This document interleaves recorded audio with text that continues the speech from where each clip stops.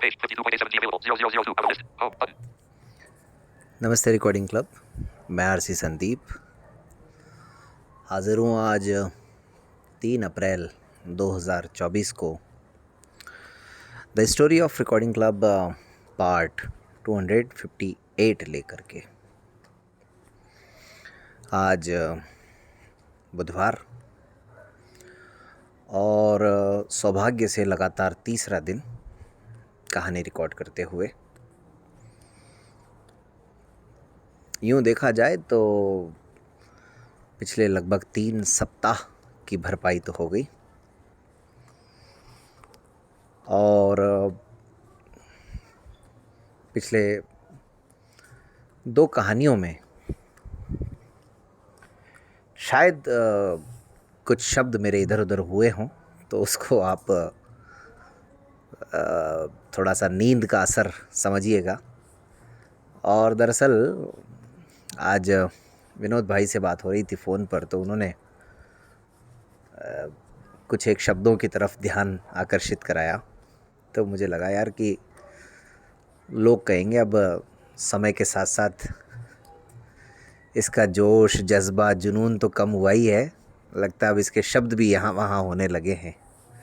जो सबसे बड़ी मेरी एक तरह से अच्छी बात हुआ करती थी, वही लगता है बुरी हो रही है। तो शब्द इधर उधर हों तो बड़ा गड़बड़ हो जाता है, क्योंकि मैं भी ये मानता हूँ और उम्मीद भी यही करता हूँ बाकी लोगों से भी, या ऐसे लोग मुझे अच्छे लगते हैं जो डायरेक्ट सीधे बोलना पसंद करते हैं, यानी बिना किसी स्क्रिप्ट के बोलना पसंद करते हैं। तो मुझे भी अपने आप पर इस बात का भरोसा रहता है कि अब इतने कार्यक्रम करने के बाद, इतनी रिकॉर्डिंग्स करने के बाद में किसी स्क्रिप्ट की ज़रूरत है नहीं। अगर बोलना है तो फिर ठीक है, बोला जा सकता है, कोई भी कार्यक्रम किया जा सकता है, किसी से सवाल जवाब करने हो तो किए जा सकते हैं। और ऐसे में अगर शब्द यहाँ वहाँ हों तो फिर ये विषय चिंता का ज़रूर है, और मैं चाहूँगा कि ऐसी गलती ना हो। वैसे आप सब भी सुनते होंगे, लेकिन शायद अभी आप लोग पूरी तरह से वापस कहानी के खुमार में डूबे नहीं हैं।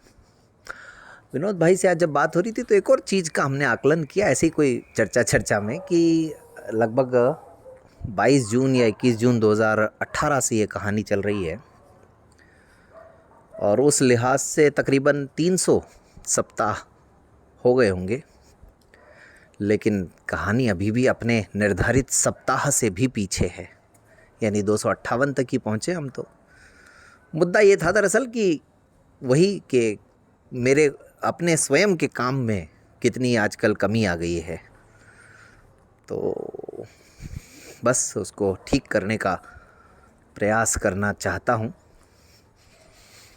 कर पाता हूँ या नहीं कर पाता हूँ वो एक अलग बात है। तो बातचीत का सिलसिला शुरू करते हैं। 2019 में ही अभी हम चल रहे हैं,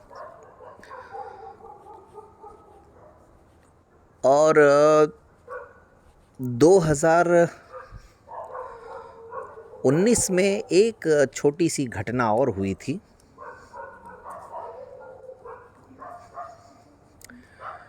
वो घटना थी अगस्त के महीने में। ये सब तो मैं आपको बता ही चुका हूँ कि अच्छा देखिए, मज़े की बात, जब मैं कहानी रिकॉर्ड करने वाला था अभी, तो मैंने सोचा था कि मैं कुछ और बात बोलूँगा, और अभी जब से मैंने कहानी रिकॉर्डिंग शुरू की तो फिर मुझे कुछ और बात ध्यान में आई, और अब जिस बात की मैं चर्चा कर रहा हूँ ये कोई तीसरी बात है। यानी कितनी बार ही मन के भाव हमारे बदलते हैं और कहानियाँ नई नई दिमाग में आती जाती हैं, लेकिन दुख का विषय ये है कि इसमें बहुत सारी चीज़ें छूट भी जाती हैं। और मैं तो बार बार आप सबसे कहता हूँ कि भाई याद दिला दिया करें, ताकि अगर कोई मुद्दा छूट रहा हो तो उस पर भी विस्तार से चर्चा हो जाए। अब देखिए, अभी दिमाग में एक चौथी घटना और आ गई। लेकिन ये सिलसिलेवार ढंग से चीज़ें आती रहें तो कितना अच्छा लगता है, लेकिन क्या करें, ये दिमाग है भाई, मेमोरी कार्ड है नहीं। खैर, तो अगस्त महीने में क्या हुआ कि हाँ, मैं ये तो बता ही चुका हूँ आपको कि चौथा कन्वेंशन हमारा ब्रह्म कुमारीज़ में हुआ, माउंट आबू में, आबू रोड में। और उस कन्वेंशन की तैयारियों के दौरान रेडियो मधुबन से परिचय हुआ, ये भी मैं बता चुका हूँ। तो 19 अगस्त मेरे ख्याल से तारीख रही होगी, अगर मैं गलत नहीं हूँ तो। साथ ही साथ मैं ये भी बता चुका हूँ कि इस रेडियो मधुबन वाली यात्रा में मेरे साथी रहे शरद त्रिपाठी। तो ये वो समय था अगस्त सितंबर तक का, या इसके बाद भी नवंबर दिसंबर तक का भी मान के चलिए आप, कि जो रेडियो मधुबन का जितना भी कामकाज है उससे डायरेक्टली रिकॉर्डिंग क्लब की ओर से, हम तो यही मान के चल रहे थे, हालांकि उनके मन में कुछ और हो तो बात अलग है, हम ये मान के चल रहे थे डायरेक्टली शरद त्रिपाठी ही जुड़े हुए हैं। और शरद त्रिपाठी बीच बीच में कुछ कुछ प्रोग्राम कर भी रहे थे या नहीं कर रहे थे, जो भी है, जैसा भी है वो, लेकिन मैं निश्चिंत था। रेडियो मधुबन का कोई काम तब तक मेरे हाथ में मैंने लिया नहीं था, और उसका सीधा सा कारण यही था कि रेडियो का मेरा कोई अनुभव भी नहीं था। तो अगस्त 2019 में हुआ ये कि एक रेडियो की कॉन्फ्रेंस दरअसल आयोजित हुई यहाँ पर ब्रह्म कुमारी संस्थान में ही, रेडियो मधुबन परिसर में। और शरद भाई का आग्रह था कि भाई मैं जा रहा हूँ तो तुम्हें भी चलना चाहिए, और उनके आग्रह पर वहाँ की यात्रा हुई।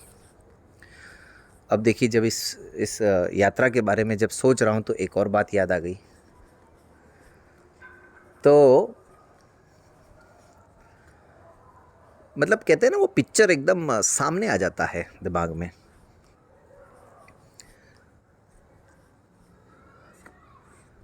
इस यात्रा में हम लोग मेरे ख्याल में एक रात वहाँ रुके थे। शरद भाई की ही गाड़ी, मैं, शरद त्रिपाठी और उनके ड्राइवर।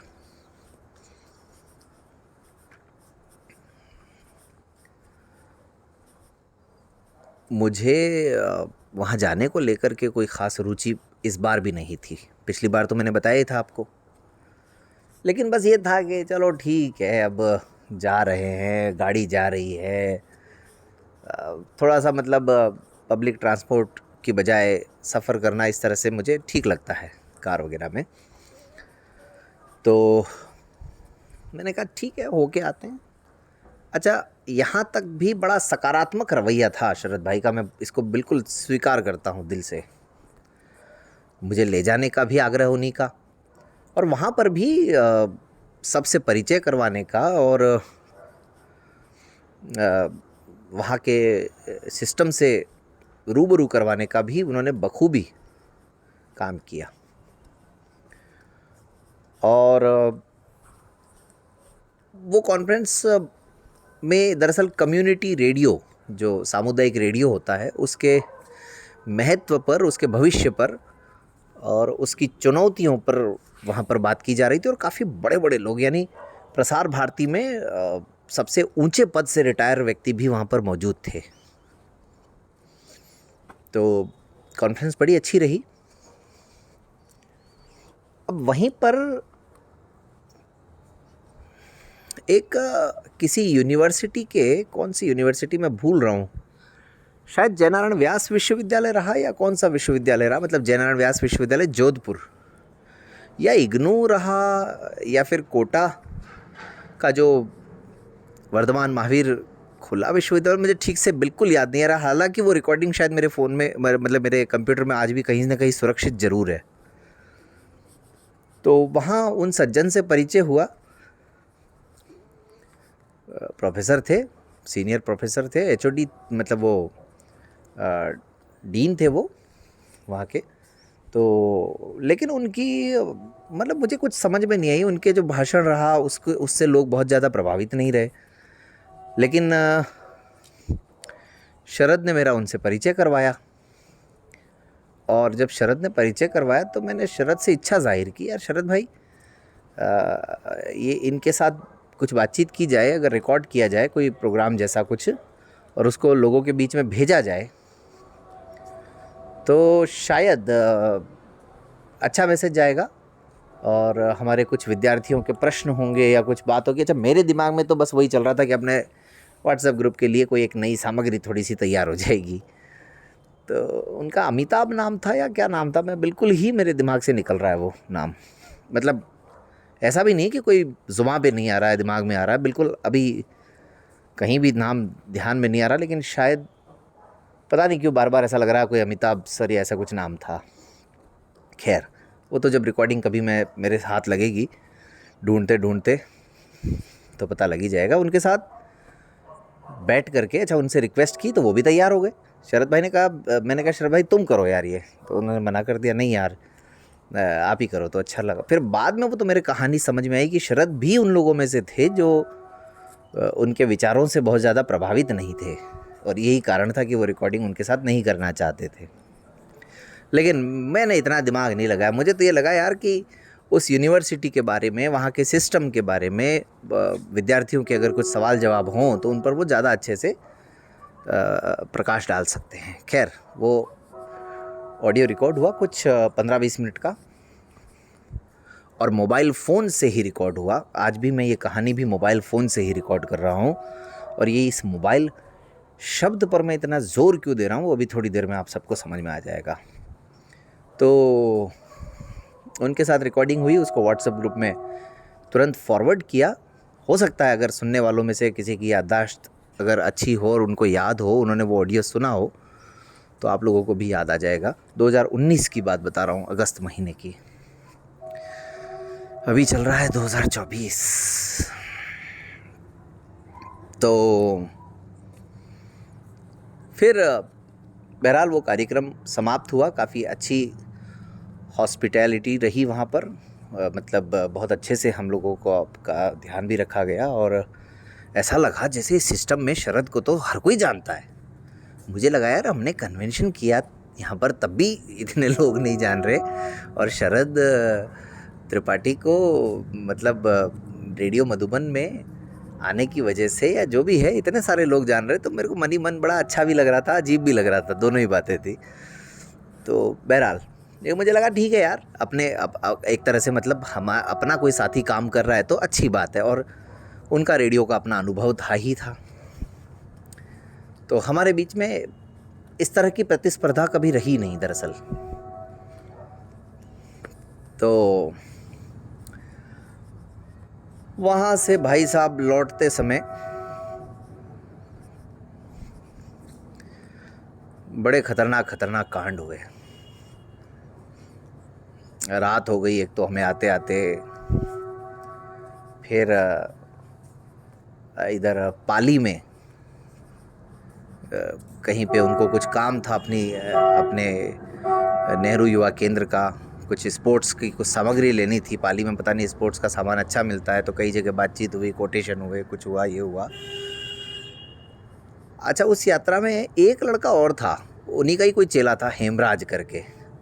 तो वहाँ से निकलते समय कुछ 20-25 किलोमीटर 30 किलोमीटर हम लोग गलत रास्ते पे और चले गए। तो हाँ, हम 4 जने थे भाई तो टोटल। अब देखो ये भी याद आ गया, 5वीं बात।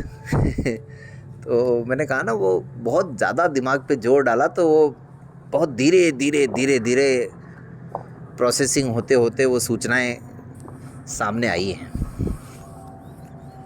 लेकिन यार अगर मैं अपने आप से दिमाग पे जोर डाल कर के अगर ये चीज़ें याद कर सकता हूँ, तो थोड़ा सा आप लोगों का अगर सपोर्ट मिल जाए तो फिर न जाने कितनी कहानियाँ याद आ जाएं रिकॉर्डिंग क्लब की बनने की। तो कुल मिलाकर के उद्देश्य वही था कि शायद 4 लोगों के बीच में और रिकॉर्डिंग क्लब को अपन ले जा सकते हैं।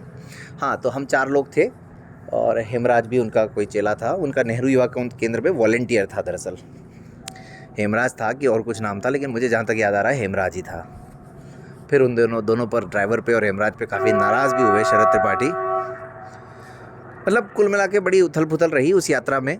फिर पाली में बहुत टाइम वेस्ट हुआ, और उसके बाद में फिर हम रात आते आते तो थोड़ा रास्ता वास्ता भी भटक गए थे इधर ब्यावर के आसपास। तो कुल मिलाकर के बहुत देर से हम लोग वापस पहुँचे अजमेर, तकरीबन रात वही 1-1:30 बजे 2 बजे। ये तो रही उस यात्रा की बात। March 15, 2024. List with the last speed recorder. Page 2005 20240315. Page selected 1545 59 recorder with the last speed recorder. Page 52.817 available. 1527. Home button. बात करेंगे कुछ और यात्राओं के बारे में, कुछ और घटनाओं के बारे में। अब ऐसे ही इनमें से जो भी याद आ जाएगी। अब चूँकि रेडियो की ही बात चल रही है तो फिर इसको कंटिन्यू करेंगे अगली बार, अगली कहानी में, कि मैंने रेडियो का अपना पहला प्रोग्राम रिकॉर्ड कैसे किया और किसके साथ किया। लेकिन अब बात करते हैं 3 अप्रैल 2024। दरअसल 3 अप्रैल की बात करते हैं। 3 अप्रैल, मैंने अभी थोड़ी देर पहले कहा आपसे कि मोबाइल के लिए बड़ा ही महत्वपूर्ण दिन है। कैसे? दोस्तों, आज ही के दिन 1973 में मार्टिन कूपर ने हैंड हेल्ड मोबाइल से पहला, यानी हाथ से पकड़े जाने वाले, बिना किसी की मदद के फ़ोन से पहला कोई कॉल किया था 1973 में। तो है ना, ये मोबाइल की दुनिया में बड़ा ऐतिहासिक दिन। और आज 3 अप्रैल ही है और 1973 के हिसाब से देखें तो 51 ईयर्स हो गए हैं। तो मोबाइल तो आज, शायद मोबाइल के बिना तो हम में से किसी का भी जीवन अधूरा है। और वो लोग बहुत धन्य हैं, बहुत महान हैं जो आज भी बिना मोबाइल के अपना कामकाज चला रहे हैं। मैं सच कहता हूँ, क्योंकि इस मोबाइल ने तो पता नहीं क्या क्या खा लिया। तो इसके अलावा 1981 में एक पोर्टेबल कंप्यूटर का नमूना भी प्रस्तुत किया था, आज ही के दिन किया गया था। तो कंप्यूटर के लिहाज से भी उसका 24 कैरेट करीब कुछ वज़न था, 24 पाउंड या ऐसा कुछ। तो कंप्यूटर के हिसाब से भी आज का दिन इम्पोर्टेंट है। लेकिन इन सब से आगे आज हिंदी रंगमंच दिवस भी है। 3 अप्रैल को हिंदी रंगमंच दिवस। अच्छा देखिए, नाटक आप सब समझते हैं, और वही नाटक का ही जो मंच है वही रंगमंच है, जिसको थिएटर भी कहा जाता है आमतौर पर। कई सारे बड़े बड़े जो हमारे हीरो रहे हैं फिल्मी दुनिया के, जैसे ओमपुरी या नसीरुद्दीन शाह, ऐसे बहुत सारे लोग पहले थिएटर से ही जुड़े रहे, रंगमंच से ही जुड़े रहे। तो